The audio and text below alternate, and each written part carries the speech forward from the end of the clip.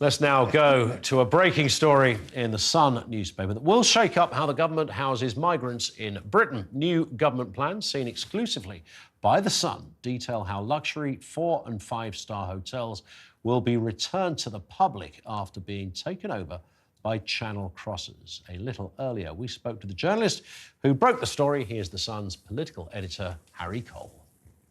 So tomorrow, the government are finally going to announce that they're going to begin phasing out the use of migrant hotels that have been blighting town centres, villages, countryside all over the country for the last 2 years, really, because the number of small boats has started to decrease. The number of crossings is down around 25 to 30% this year. And because army bases and other large-scale sites are going to start to come online in the coming months, they're going to phase out the use of hotels, starting with 100 that happen to be in marginal Tory seats. We'll find out tomorrow exactly which hotels are closing, but the Home Office has been working for the last few months on former RAF sites like RAF Scrampton, which will be able to be larger scale holding sites. Obviously, there's the Bibby Stockholm barge, which hosts around 500 people or has the capacity to host 500 people. Other barges are being looked at, but essentially because those numbers have dropped a little bit and because the Home Office has managed to start to clear the asylum backlog, there isn't the need for as many hotels, which is good news for towns and cities up and down the country. Lots of MPs from all sides of the House and even the Speaker of the House of Commons himself are pretty angry about the sort of way that the hotels have been used in their constituencies. People don't particularly like it.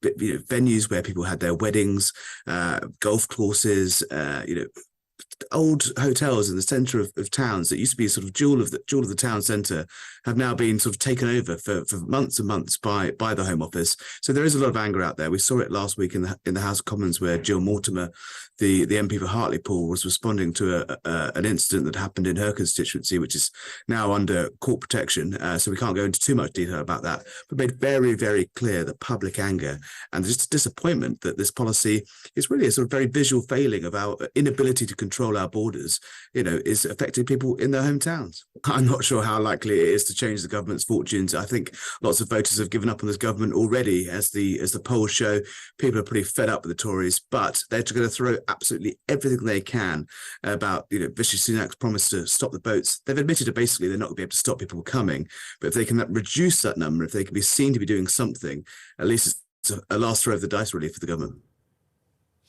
Harry, thank you. Joining me now is the Conservative MP, Jonathan Gullis. Welcome to you, Jonathan. Were you aware that this announcement was coming around the corner? So I've not seen the details, and I must get the phone number of whoever Harry's got the phone number of, because I wish I had that level of Harry's got every phone number, Jonathan. You do know that.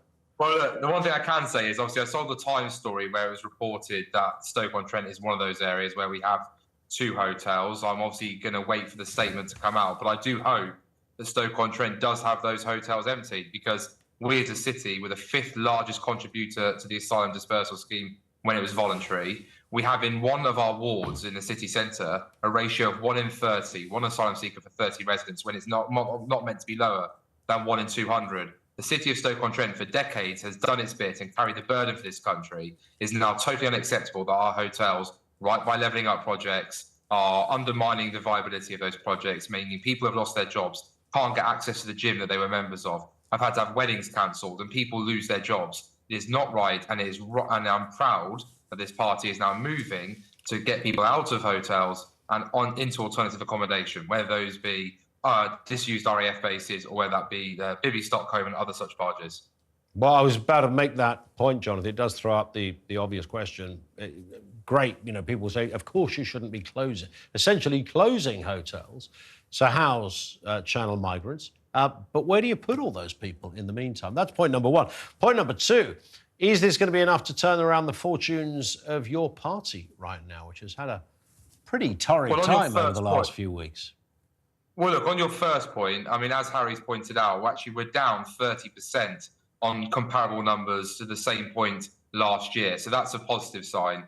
We've also know that the Albania scheme, a return scheme that the Prime Minister agreed, has seen a 90% reduction in the odd 12,000 the year before that had also entered this country, which is, again, another positive step. The backlog, I believe, now is down from 92,000 to below 40,000. Still a long way to go, but obviously that is, again, positive progress. These stats and facts are important because it shows the Prime Minister has taken seriously the pledge to stop the boats and to obviously tackle the backlog. But in terms of the Conservative Party's fortunes, I really don't care about it, to be perfectly honest with you, because I am sick and tired of Stoke-on-Trent being a dumping ground for Serco. I had a petition calling End Serco's abuse of Stoke-on-Trent, which has around 2,100 signatures in a matter of weeks of local people saying that we have already done our fair share. We've already got pressures on our housing stock. We don't have enough places in our schools, particularly for secondary school places. We have pressures on our NHS. We have a local authority which is the second worst when it comes to what it earns via council tax.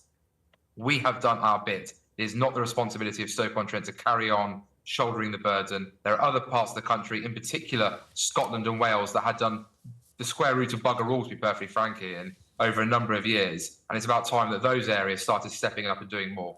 But naturally, I mean, the people of your constituency will be blaming your party for this. This has got your name written all over it. The Tories can't escape it. 13 years and it's built and it's grown, and whatever is happening now, the boat has sailed, right? In terms of your constituents thinking, thank goodness, the nice Tories have sorted it out. That's going to make no difference. Well, look, what my voters will understand in Stoke-on-Trent, North Kidsgrove and Talk is that originally we had a big issue with people coming in the backs of lorries. An awful lot of work went into stopping that. The smugglers have now moved to small boats. I think I've been one of the most vocal MPs, as you'll know, Ian, on this issue since it was when we had only a few hundred coming over via small boats routes. And yes, the Conservative Party must deliver on this, and I totally accept that our record to date hasn't been a good one in terms of actually seeing that visible change. But the stats are there that this year we are seeing a dramatic downturn in numbers. We're seeing far less people attempting to make that journey. The Home Office itself has downgraded twice, with the first time that's happened since the small boat crisis began. And ending the use of hotels will also send a positive signal. But voters also know that it was the Labour Party that voted over 70 times to stop legislation like the Illegal Migration Act, stopping us trying to get people off to Rwanda, and the Labour Party that's talking about having some EU quota sharing scheme that would bring hundreds of thousands of illegal migrants, surrendering our borders over to the Mediterranean rather than having them where they currently are, and allowing the EU to dictate our border policy. People aren't daft. They know the Labour Party are pro-free movement, pro-open borders, led by Sir Keir Starmer, who is pro-returning and rejoining the European Union. But that might have been something that you could have shouted from the rooftops in 2010 or 2011, and you know what I'm going to say next, Jonathan, and we've had this debate many times. This is all under the Conservatives' watch. It's got out of control under the Tories' watch. The hotels have been crammed under the Tories' watch. The channel crossings have increased under the Tories' watch. So it's a bit rich for any Conservative to say, well, Labour would be worse. Some people are now saying, well, they couldn't be surely any worse on this specific issue. In fact, the polls say they're more trusted on immigration than the Conservatives. How did that happen? Well, that's because the Labour Party constantly duck and dive at any opportunity to actually say what they want to do, until Sir Keir Starmer went on his tour with his European buddies in Brussels and actually admitted finally what he wants to do, to take people who have arrived from the Mediterranean into this country in the hundreds of thousands, because simply he will surrender surrender our borders to Brussels. As for the Conservative Party, let's not forget that what we're seeing with illegal migration is happening around the world. Italy is a prime example, Greece another example, where we're seeing thousands arriving in some cases daily to their shores. America is struggling with it from the South American continent, with people moving across their borders and Joe Biden seemingly doing nothing other than watching them come across. So this is not just a unique issue to the United Kingdom. And the Prime Minister has brought forward the Illegal Migration Act, which is some of the toughest legislation brought before, willing to potentially ignore or derogate from the European Court of Human Rights. As you know, Ian, I personally think we should withdraw from it entirely, but he has my full support and being willing to derogate from this awful administration, because we need to make sure that we deliver for the people. OK, Jonathan, always a pleasure. Thank you. Jonathan Gullis, Conservative MP, with us on the programme.